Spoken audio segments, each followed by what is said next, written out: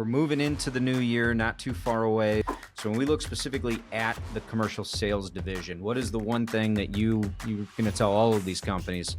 Make certain you're paying attention to this going into 2026. Most restoration companies are going to start in the residential side. When you first open up, it's a lot less expensive. There's just a lot more work to go out there. There's lower overhead that goes with that. Where do you see the difference in selling commercial customers versus residential, both in mindset and process? Was there value in being that big guy? Do these, and I'm going back to Jeff's restoration company. I'm just a small little $5-10 million restoration business. Am I going to get pushback from these guys who say, no, we don't deal with those local players. We only want to deal with these big regional or these national brands? The reality is yes, there are reasons that certain brands will look for the national, that national provider. Mm-hmm. Okay. But realistically, we need to get our feet wet somewhere too.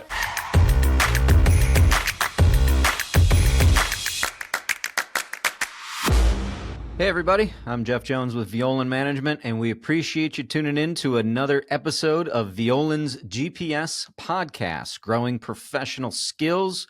We bring on some talented people, we hear their stories, we learn lessons along the way, what worked for them, where they struggled, and what they would do better next time. And really thrilled for our guest this week. This is Rob Curran, the newest Violand Business Development Advisor. Rob, you've been with us now a couple of weeks. I'm sure your head is spinning a little bit. But for those who have not had a chance to meet Rob yet, he has a very extensive background in the disaster restoration industry, working for companies of various sizes, and a strong background in commercial sales. And I think that's what we're going to dive mostly into today, to kind of pick your brain for those that want to grow and develop a commercial sales division. And here's some tips and tricks for you. So let's start out, bud. Take us through your journey in restoration, those early days operations at ServPro, your time at Maxon's over in New York, and then sales leadership into First On Site, and then how you ended up here at Violand. Awesome. Thank you, Jeff. Yeah. My path in restoration, it really has been a mix of the hard work, great mentors, and a little bit of being in the right place at the right time. Before I even really set foot in the industry, though, I worked as an all lines insurance adjuster, spent years in government, law enforcement, and operations, and also served as a volunteer firefighter for about 17 years. Those roles really gave me a deep understanding of loss, recovery, and the people impacted. And those perspectives really carried into every decision I make, even through today, when I'm working with restoration companies. As you mentioned, Jeff, my first focus in restoration was learning from ServPro, but I had to learn from the ground up. Okay, it was that end of the business was not something I was familiar with. So I started by working alongside the teams in the field, seeing the work firsthand, swinging a hammer, and understanding its impact. That foundation allowed me to make informed decisions on where the business really needed to go. While I was there, I saw an opportunity to take our sales efforts in a different direction. At the time, most of our revenue came from residential work, and we were doing fine with that. But I knew there was a greater potential on the commercial side with just the little snippets we would get, or little tastes we would get over time. So I really let a push to refocus out those efforts, targeting property managers, healthcare, education, and other key verticals that were prevalent in my particular backyard. Drawing on my earlier background, the goal was to bring structure and process, and also insurance, the insight from the insurance world into that transition for the ServPro franchise. The shift really not only grew the commercial portfolio, it expanded the wallet share with existing clients and really increased our market share in the region. From there, as you mentioned, I joined Maxon's Restorations up in New York. If you're not familiar with them, they're a large regional player known really for its white glove service in restoration, which is not something you usually put hand in hand. There, as Vice President of Client Services, I was responsible for the sales and marketing divisions, with really just the objective to grow revenue by expanding both functions, building that strategic plan that aligned the goals with really with a comprehensive departmental budget, which was a little unique for the organization, but also kind of unique in the industry to some regard, and making sure we had the right people, the tools, and the messaging to win consistently. Sure. And then we had the opportunity to be acquired by First Onsite, and there I was able to step into the role of Senior Vice President of Sales for the Northeast, and that was really focused on standardizing sales processes, developing regional account strategies, and aligning with the national accounts team. The collaborative approach accelerated our revenue growth. It expanded our presence with our national clients and built a more predictable and scalable pipeline. So to get to Violand, yes, I've only been with Violand a very short period of time. I think today is the completion of my 7th week.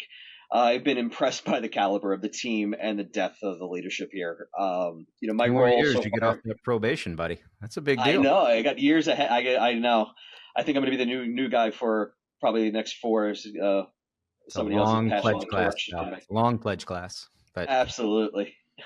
So, really right now I've been focusing on learning the culture, understanding the clients we serve, shadowing my peers, and also finding ways my background in sales and operations, but very heavy in the commercial space, can complement the work that we're already doing. And really, it's exciting to be part of a group so focused on delivering that value and making a measurable impact on the industry. Well, we have a sales peer group that we offer, and so we get sales reps from restoration sales reps from across the country in for once a month, and we'd share implementation strategies. And last month we did fire chasing. That's what they wanted to talk, ethical fire chasing. And I had you on as a guest, and you gave really good advice during that call about your time when you were a volunteer firefighter, and your best strategy was when your competitors would show up at the fire.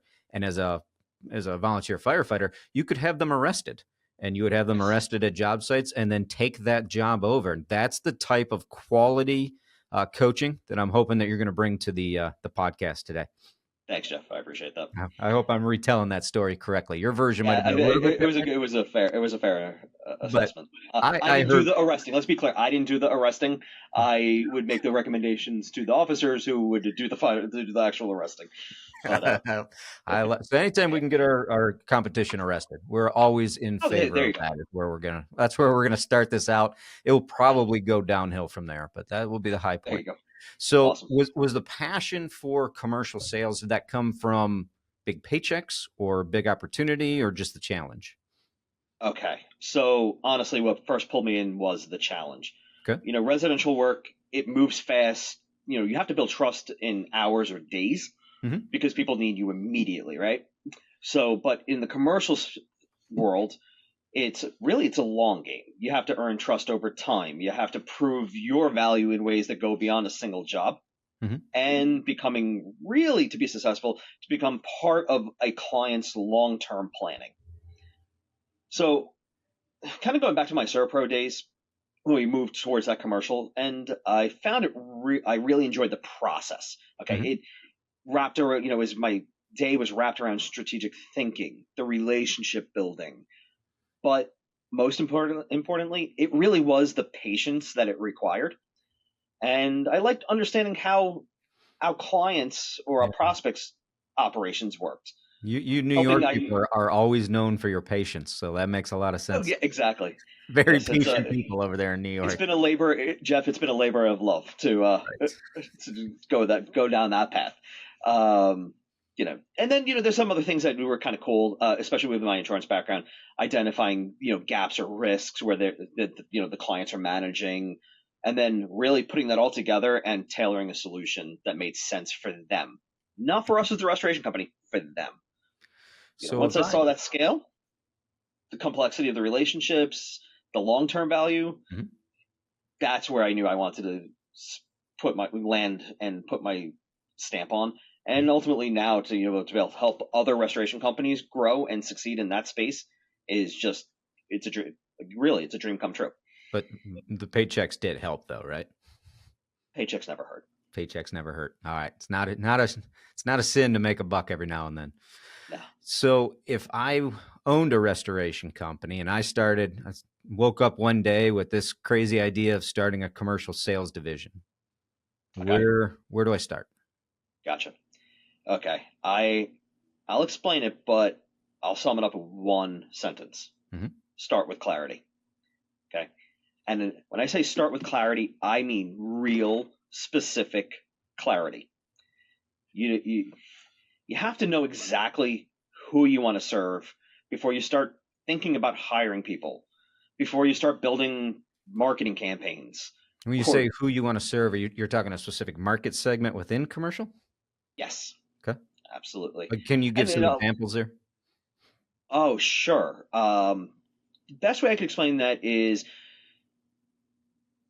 I'm from New Jersey. I, worked, many years in New York. Jeff, you're in Ohio. I'm not going to sell or target necessarily the same types of organizations in my backyard that you may in yours, or vice versa. Okay, you really got to do a market analysis of where your clients or your prospects live and work, and where their needs are, and what makes sense for where you to start. Okay, so that's what I mean by really just targeting in that regard. Is there a place that you go to get that type of information? Nowadays, there's so many great tools out there, and there's a lot of favorites that individuals have. But I will say, I think, as an industry, we are extremely fortunate to have the benefits of AI.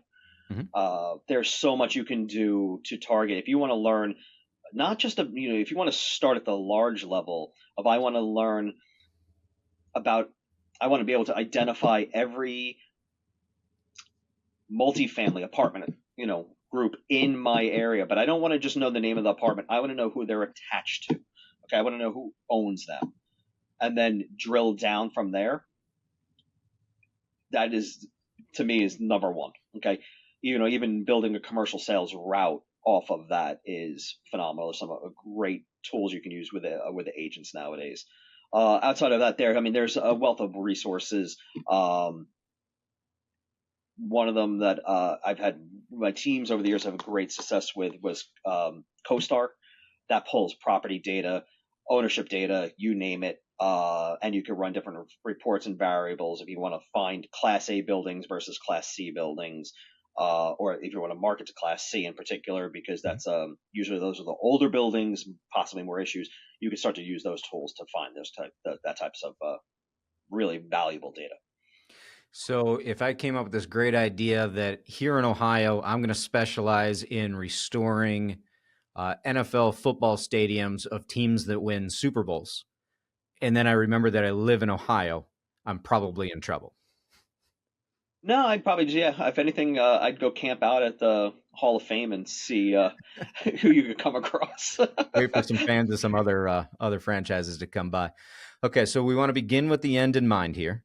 We want to get the tools. We want to do a little research in what our local market looks like, and then identify the types of buildings that are going to most likely have damage. Absolutely. Okay. And Jeff, the reality is, if we skip that step, we end up chasing everything. Okay. And the results and chasing everything, reality is the results are going to be scattered. It's going to be scattered effort. It's going to be definitely inconsistent results, and it's really not a way to build. It's kind of putting your thumb up the air and go like, I just want to get a loss. Well, how are you actually going to grow? You're not going to grow wallet share that way. Would you say then some of the early mistakes you see from restoration business owners is they don't have the plan? They just, hey, we're going to go chase everything all at once? It's actually a little different. It's first, the one that I see consistently that just shows up over and over again is hiring purely on personality. The charismatic salesperson, and I am a salesperson. We are, we're all in sales, right, Jeff? Um, we tend to look for the person who everyone likes, but who has never managed a long, complex sales cycle. Personality definitely helps open the doors, Mm-hmm. but we need somebody who has the discipline and process that close the deals. Okay. It's interesting because I've actually over the years had the opportunity to work with some amazing salespeople, and what I found is typically in the commercial sales space, the majority of the staff, yes, they may have alpha tendencies, but they were more introverts than extroverts, which I thought was, I'd say like 3 to 5. Okay. Second, chasing everything. Really going that route, and staying focused on strategic fits. It's tempting during, especially early on, because wherever I just want to do something. It's we chase those opportunities. Anything that's just going to pop up. Quickly that develops into spreading your efforts too thin, and it ends up with basically half-built relationships and very, very few real wins. So most restoration companies are going to start in the residential side. When you first open up, it's a lot less expensive. There's just a lot more work to go out there. There's lower overhead that goes with that. Where do you see the difference in selling commercial customers versus residential, both in mindset and process? So residential sales they're fast, they're emotional, and they're urgent. The homeowner that has water pouring through the ceiling, they're making decisions in hours, sometimes minutes. They're Googling right then and there. The focus is really there is that immediate response, clear communication and getting the problem solved quickly. Okay. Commercial sales are actually on the opposite in pace. They're a slow burn. They're relationship based, and they're driven by trust, proof, and a clear understanding how you're going to protect their operations. A facility manager, a portfolio manager, they may take months, even a year, to make a decision. And I've seen plenty of commercial properties that have sat without the restoration work being done, let alone the rebuild. What's causing that to take that long to make that decision? Aren't they losing money? Yes, they're losing money, but I think with the real estate market collectively, if a building is vacant or they can shuffle things around, they're going to wait. They're also looking into budgeting. Okay. If there's an area that was flooded and they go, okay, well, look, we're going to look to, in the future years budget to redo that floor or that portion of the building. Sometimes they'll wait on it because they're going to do it once at that point. Really, though, it comes down to there's, commercial also, there's more stakeholders, there's more risk and more to lose if they choose wrong. And I think that choosing wrong, it's not their own home. They're making the decision for the business, and sometimes that does impact their decision making and the timelines there. How often do you think that the decision on what contractor to hire is based off of a relationship that was built a year prior that offered no return for that entire year, and then finally the pipe happens, but that relationship was already in place, versus how many of these sales go to the pipe breaks and then they're trying to figure out who to go with?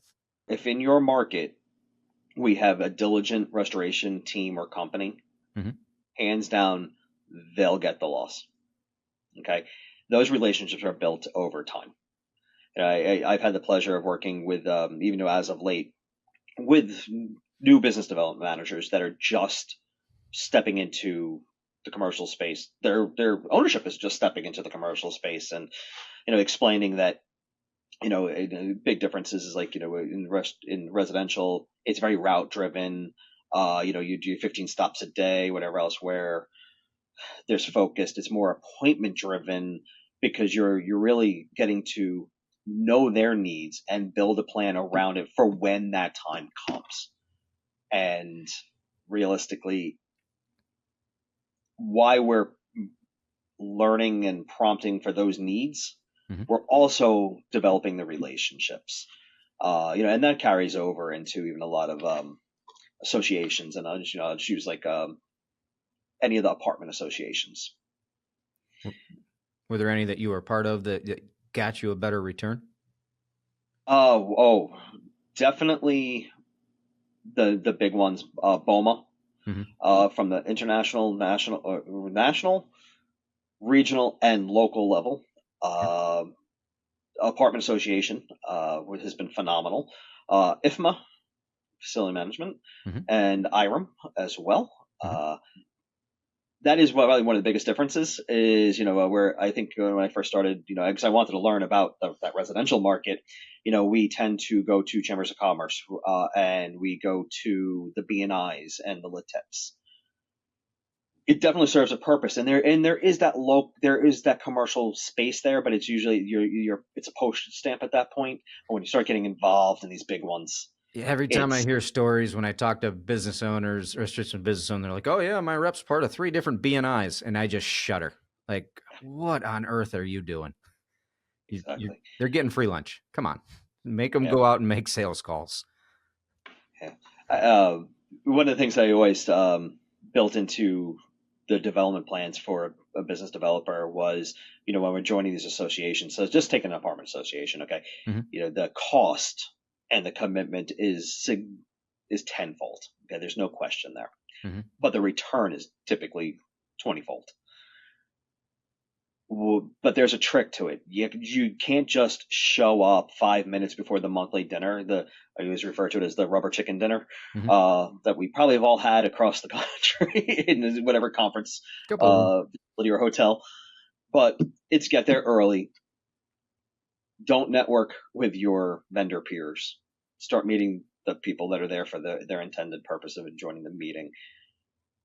Start to offer to present at these meetings. Something that's going to bring value. Stay afterwards. Listen to the talk, what's going on after all the rest of the vendors leave. Mm-hmm. But realistically, the one thing that I always built into their plans was 3 months, 3 visits. But on the 3rd visit, what I asked was raise your hand, go to the whoever's leading the meeting, and say, "Hi, I'm so and so. I've been watching. I'd really like to help. Is there something I can get involved with?" And that is the way to get in with these associations. You start working alongside these at a professional and personal level, supporting their industry. Mm-hmm. They're a lot warmer to you when you walk in the door or try to schedule a meeting to talk about what you do. Thank you for listening to Violand's GPS podcast. I hope you're finding valuable insights and practical wisdom to guide you on your journey. Violand's 2025 business planning retreats offer an unparalleled opportunity to drive growth and align your service-based business for success in the coming year. These retreats will be held October 22nd through the 24th in Canton, Ohio, and November 10th through the 12th and 13th through the 15th in Charlotte Harbor, Florida. Create clarity, improve communication, and foster accountability. Receive coaching and guidance to help you develop a customized strategic plan, marketing strategy, and financial pro forma, including KPIs and benchmarks, as you budget and forecast expenses and growth. Explore emerging trends and opportunities that can be leveraged to maximize your business's potential. Don't miss out. Register today at violand.com or use the links provided on the screen or in the description. Now, let's get back to our show. So if go back to Jeff's restoration business that I started, and now I've got this bright idea that I'm going to become the next ATI of the world or the next First On Site and have this huge commercial division out there. And I go hire a rep and I tell them, get out on the street and go build relationships, right? Go build relationships. Well, we know those take time. And we not only need to build the relationship, we need the building to have a disaster happen to it where we built a relationship. That's, to me, is going to get very, very frustrating because I'm paying this rep on day one and I'm getting nothing. What Absolutely. Is my expected rate of return here? How long before I start going, what on earth am I doing? And just panic and shut the whole thing off. Got it. Okay. So ideally, a commercial restoration salesperson or candidate, I'm looking for that they're consultative, they're patient, but they're also persistent. Okay, they're not just order takers. They have to understand that they're there to solve problems and work on that strategic plan for creating that long-term value for the client. I look for individuals that have the complexity to navigate a complex organization. Where they're comfortable talking to a facility manager about response time, an insurance adjuster about claim documentation, but also that C-suite, like that CFO about cost control, all on the same day, and they can speak each person's language.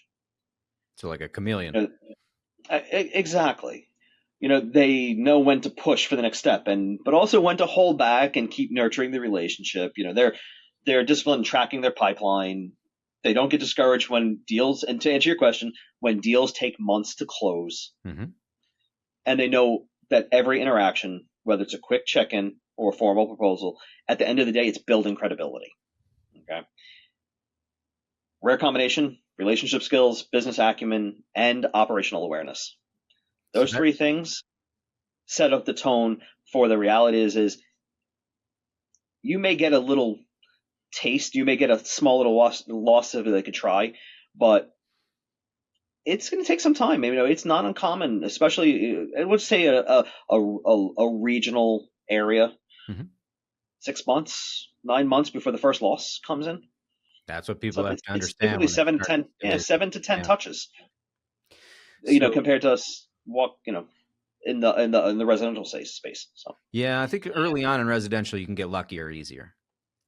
There's just more opportunity to get lucky easier to get lucky early. We're in the commercial one, there's just less of it, and so the likelihood of getting lucky early on is limited as it is compared to the other one. But so now we've identified this sales rep that we want to hire. We want to hire somebody that can build relationships, that can talk to people from the gatekeeper up to C-suite level about a multitude of different things, which means they've got to have a level of intelligence, they've got to be able to communicate well, and they've got to be thorough and continue to follow up. So we know what we're looking for in this person, and what I just described a lot of times sounds like a unicorn, but they are out there. We can find them. So Absolutely. Now I know what I'm hiring. What am I doing once I bring them on board? Number one, where do I find somebody like that? And then once I get one and I convince them to come work for me, how do I train them? Okay. What we tend to look, once we find that candidate, and now we go, okay, now what? Yep. We start to look at where we're going to have them focus. Okay. And when I say focus, if there's 6 or 7 predominant verticals out there, healthcare, hospitality, commercial, I've always recommended 2. No more than 2. And we try to get them interrelated so they work in the same group. But what we do is we start to train and teach the discipline that it takes to manage those long sales cycles. Restoration experience can be taught, but we also then work with them to start to establish in their network and grow their stamina and the persistence to stay engaged over the months. And sometimes even into the first year and a half. Not saying they're not going to have success. Not saying they're not going to help foot the bill. For their outlay. But it's a long cycle, just like it is for the sale itself. We start to look at lining them up with industry associations, what makes sense. But we also start to encourage things like the appropriate LinkedIn groups, making sure their LinkedIn profiles are up to date. Are they contributing into LinkedIn? We're also starting to look at, through everything from AI just to straight up Google, industry peers, vendors lists, to see where we can maybe be able to start to insert ourselves as another option for the prospect. So finding other vendors that are currently in that space and partnering with them.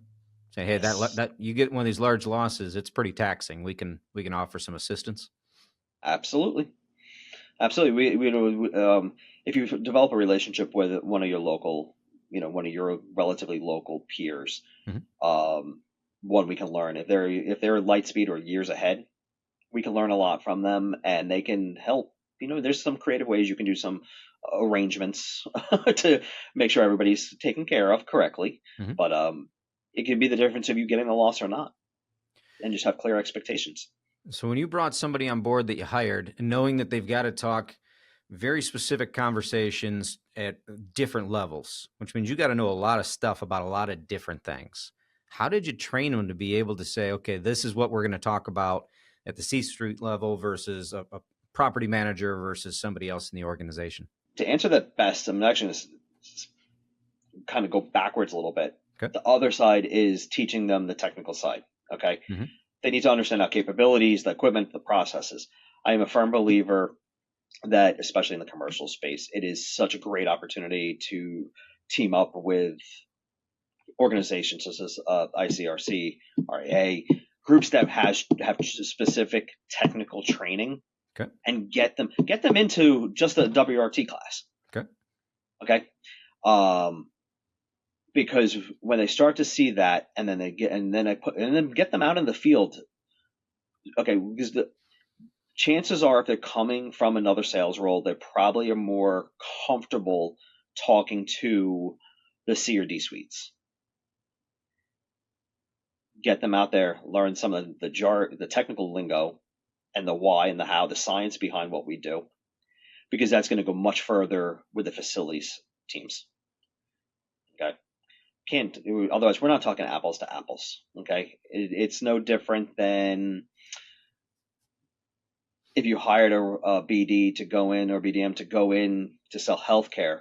Mm-hmm. We don't sell healthcare off of I'm here to present that we handle fire, water, smoke, and mold. Mm-hmm. Okay. It is about infection control. It's about ICR control and barriers and containment. We have to teach that technical end first before they even step foot in front of that boardroom, or they get in front of that facilities manager to some degree, or bring somebody along, bring a project director or a project manager alongside you. Have them explain the how and why. Plus, it also has the benefit of when you get that first loss from them, and they start to see they've met your project manager, there's continuity and there's collaboration that can be forged right then and there. A little bit more trust is built into the process. Absolutely. At that point. So what you're saying is, if your job is to go sell sausage, you got to know how the sausage is made. Absolutely. So you recommend we bring on a commercial person, they're calling up REITs, or they're calling up one of the other training firms, and they're going to get that WRT and other certifications, so that when they get asked questions about that, they can speak intelligently. Absolutely. And I would encourage, I'm not going to throw them at any and all classes all at once, but as they're developing and their book of business is developing, I've had the pleasure to watch some of my staff as they were more senior, in their experience level. They went out to the commercial drying programs just to learn that and stuff. And, it's also really nice too, is because if you have that catastrophic scenario, now you have people who understand what moisture mapping is, and they understand what why we place dehumidifiers at certain places and how many we put. It's an extra set of hands in the worst case scenarios. Okay. So let's go back to my hypothetical restoration company. And I went and I hired 2 commercial reps because I'm ambitious, and I sent them out to all the big buildings that I could find. And we're 8 months into this. And we did everything on the front end to plan this thing out, and they're properly trained, and we're not hitting our numbers. How do I keep them? At that point, they're going to start getting pretty frustrated. I'm going to get pretty frustrated. How am I keeping them motivated? How am I keeping them aligned to the goals of the organization if they're struggling? And then we're going to flip the coin and say, well, now they're doing exceptionally well. How do I keep them motivated on both sides of that? Got it. Okay, so keeping a commercial sales team, okay, as you said, you have 2 of them, right? Yeah. So keeping that team motivated and aligned, it comes down to culture. Okay. You have to create that environment where people feel connected to the mission, recognized for their wins, and also accountable for their results. Okay. Recognition, end of the day, it matters, not just for closed deals, but for the activities that lead to them. Like landing a first meeting with a key prospect, moving a stalled opportunity forward. And that's usually a big one because we often miss that one. And then commercial sales, they're brought in, and we have to remind ourselves of this. We have to remind our teams of this. It's a long game. So celebrating those milestones, it keeps the energy up throughout the process. And as I mentioned, accountability, it is just as important. Everyone should know metrics that matter and where they stand, and leaders have to address slippage early. It's not about micromanaging. It's about keeping the team on track and toward the shared goals. So those two to me go hand in hand. But being that you mentioned that there's two, and as teams grow 2, 5, 10, no matter what it is, I got big dreams, Rob. I got big dreams. yeah, big dreams, exactly. It's encouraging that collaboration. Okay, Mm-hmm. best teams I've seen celebrate each other's wins and best practices and help each other overcome the different obstacles that they each hit. Mm-hmm. When they feel like they're a part of something bigger, it builds that momentum and it keeps the team engaged long term. Okay. Little side story of this. One of the things when I say collaboration, I had a great group of business developers a good few years ago that the senior individuals they had their book of business and everything else, and they we're notorious in our industry. We would bring somebody new in and go like, okay, you have your A, B, and C list. Okay, Yeah. oh great, go this. Because it happened to be the C list was in our CRM, but We're we maybe notorious for last giving them talked to them. I got nothing. a job 20 years ago. Yeah, we Yeah, give them nothing but the C list most of the time, and then fire them after 4 months. exactly. This group of individuals, these senior reps, they were great. They would sit down with me and they would hand select at a minimum a combination of Bs, and they would also give some of their A players too. It's huge. That's the biggest Um, piece of that coach owners on is you absolutely. got to give them a couple A's. You got to give them a couple wins. It was absolutely awesome to watch, and the mindset behind it was team growth and stuff. We also built, some of our comp plans built into that, Mm-hmm. the collaborative end. Mm-hmm. But end of the day, the most senior individuals realized smaller strategic book of business. End of the day meant growing more of the wallet share Yeah. with their deep relationships, so they were able to work smarter, not harder. So Mm-hmm. they would go like, "Here's a couple of A's. They're already hitting. You work these." Yeah. Yep. So So there's that saying that whatever gets measured gets managed. And my restoration business, I've been doing residential for a long time, and I know the metrics for residential sales and what that salesperson is supposed to be doing. But commercial is a whole new ballgame for me. What were the metrics that you really paid attention to? What do you recommend that Jeff's restoration business pays attention to when I'm managing this commercial sales team? got it. Okay. This one is inevitable. Okay, we have to do this one. The first is the new qualified relationships, Mm-hmm. because in commercial sales, end of the day, if we're not adding opportunities at the top of the funnel, the rest of the pipeline will eventually it will dry up, right? Yeah. But then next, as the pipeline, we're working through the pipeline, was the pipeline size by stage. Okay, Okay. not just how many deals were in play, but where they were in the process. Okay, we work in an industry and I know everybody that's going to listen to this will hear, has heard the term lumpy revenue. We are in a lumpy revenue industry, right? Mm-hmm. Well, doing it by identifying those pipeline size by stage, it helps soften that. At the executive level or ownership level, it's important because we want that consistent revenue coming in the door, right? But so do the business developers too. It's like teaching them so we don't have to have that feast or famine phase. Mm-hmm. Kind of treating your book of business as like your 401, different kinds of investments. Okay. Finally, revenue by vertical. To be frank, industries which are most profitable, which one have the most growth potential, and where we also might be overexposed if market conditions changed. Okay.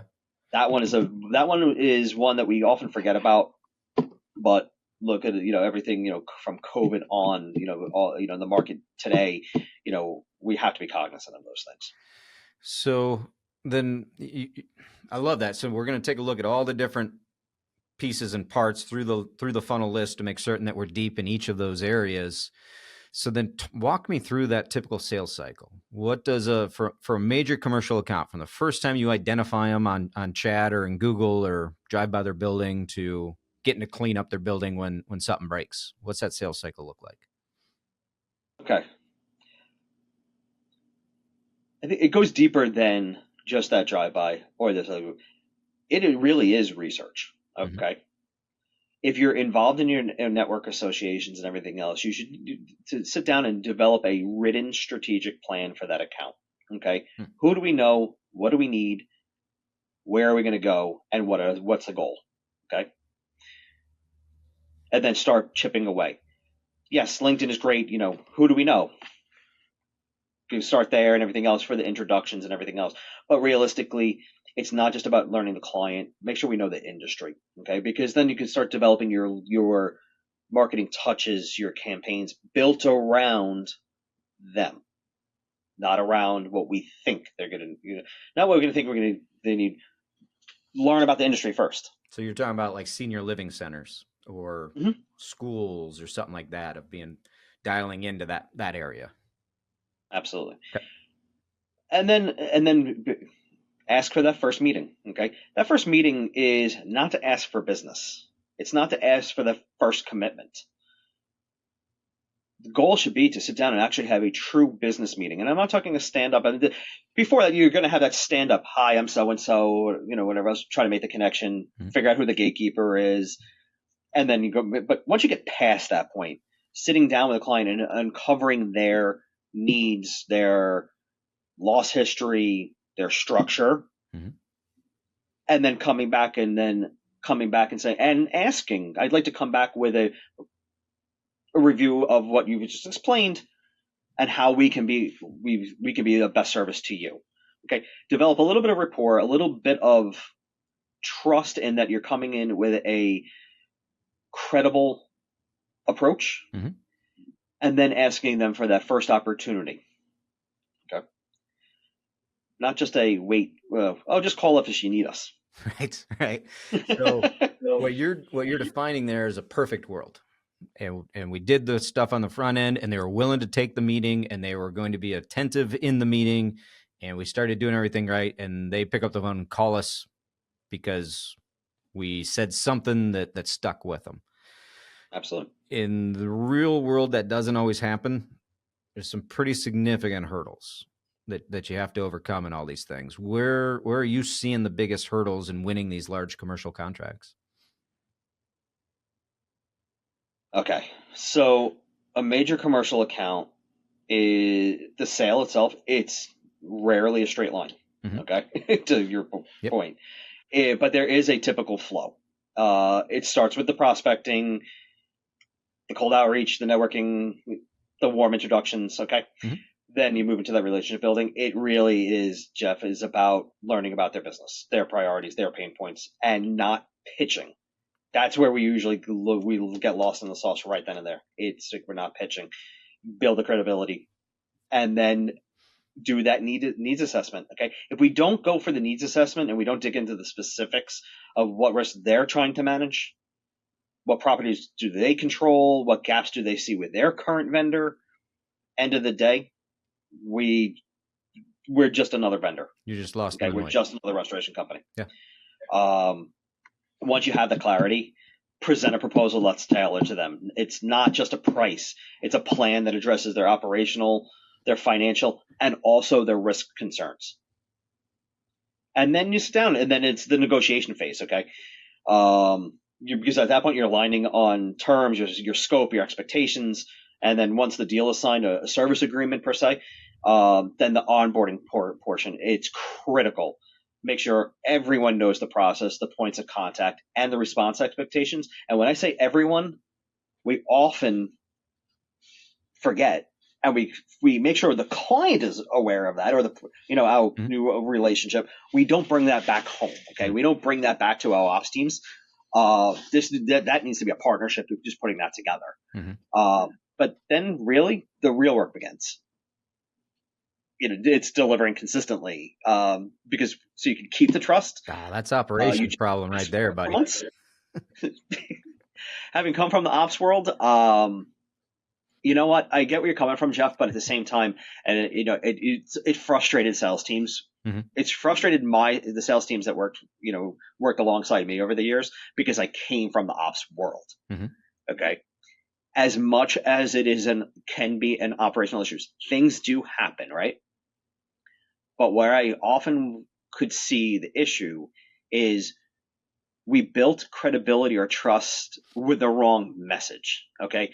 We promised as a sales team, we overpromised for things that we're going to underperform. Okay. We need to be clear in that messaging from the get-go. because then we're only setting up our peers, our ops peers, for failure. Let's go back to the messaging then, because now we've got Jeff's restoration company and we've got Rob's restoration company and we've got ATI and we've got First On Site. And at the end of the day, when we pull back the curtain in all four of these restoration companies, yes, there's some scaling differences between us, but we all have the same certifications. We all got them from the same places. We're all meeting the same IITRC standard. They're the ones who wrote it, and we're trying to follow it. We're fighting the same battles. We got the same equipment. We're all doing the same. How am I demonstrating any kind of differentiator versus Rob's Restoration or any of these bigger guys? What are the differentiators that are out there? What do they care about that I need to be asking to find out? Absolutely. So it's funny. It's funny you say that. I had the benefit of working alongside an absolutely phenomenal chief operating officer that's in the industry for decades. Mm-hmm. And he said it best to me one day, and he shared it with so many other staff members, was we all, at the end of the day, we all suck up water the same. Yeah. Same science. Right? We're the same. It's the same thing. Yeah. Okay. Commercial customers choose restoration partners based on trust and proof. Okay. Price matters. I mean, it's reality. They're businesses. We're all businesses, right? Mm-hmm. But in high stakes situations, they care more about certainty, knowing you can deliver without the disruption. Okay. Responsiveness, of course, is a huge differentiator. Technical expertise is another factor. But one thing that often happens too, though, is, and I'll kind of wrap up with this, is a single point of contact who can make things happen without red tape is a big selling point. Yeah. You manage the process beginning to end, and they can see step by step how this happens. Yeah, and I'm saying, and that single point of contact on a loss, mm-hmm. at the loss level, often it should be somebody from the operations team, a project director, wherever that needs to fall and stuff. But somebody that is empowered to work alongside their leadership, mm-hmm. to make sure that things go smoothly and quickly. So with your expertise, you've been doing this for a while in the commercial restoration, commercial selling arena. What are some of the major changes that you've seen over the last, 5-10 years? Biggest changes. Okay. That's a great question, Jeff. That's what I do. Yeah. I mean, it has changed significantly. We've seen a wave of consolidation, okay. With private equity, obviously backing large players, mm-hmm. and rolling up a lot of the regional firms into national platforms. Jeff, I'm case in point, and in my history, that's raised the level of competition, and in some cases, the expectations for resources and reach as well. Mm-hmm. Clients themselves have also become more sophisticated. Mm. They're expecting more than just a contractor who can just show up and do the work. They want partners who can provide data, transparency, and also measurable performance. One of the things that's not often talked about, but I'm starting to see a little bit more of a trend with this, is, it's not just about response time tracking and documentation quality. So certain companies in the last just 2-year period are starting to look at ESG considerations. And if you're not familiar, dive into that a little bit. Yeah, it was interesting. I've actually been working on a piece very specifically on this. So what an ESG consideration is what I mean is environmental, social, and governance factors, mm-hmm. that some commercial clients now weigh when selecting vendors, especially larger corporations, REITs, healthcare systems, and universities. Okay, give you 3 examples. Why these 3? Environmental, interest in sustainable disposable practices, low emission equipment, recycling of materials, and green certified cleaning products. On the social end, which we hear more and more about, is how you treat your workforce, supporting local communities, and reflecting diversity in your team and vendors. And then the governance end, transparency in business practices, safety compliance, certifications, and documented ethical standards. Okay. It's not universal across the industry right now, but there are certain segments that are definitely starting to look at that, especially strong brands or with a strong brand reputation to protect. They're the biggest ones that will go look for those. So you're saying that the rep needs to be able to talk in detail, talk intelligently about all of those things and be able to demonstrate it. They're going to get that question at some point. Absolutely. At some point. Did you find when you worked with when you went on these calls, was there any kind of, and you worked for the big guy, but was there value in being that big guy? Do these, and I'm going back to Jeff's restoration company. I'm just a small little $5-10 million restoration business trying to do something big here. Am I going to get pushback from these guys who say, no, we don't deal with those local players. We only want to deal with these big regional or these national brands that are out there? Is there hope for me?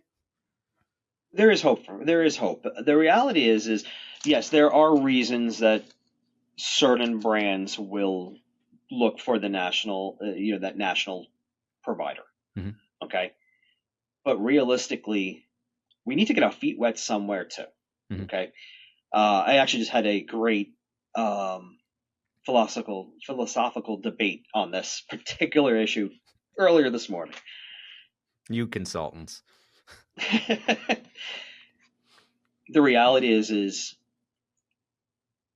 going back to the NFL, are we set to hit the NFL and the stadiums there right now, to really market to them and be able to serve them in every city that there's a stadium?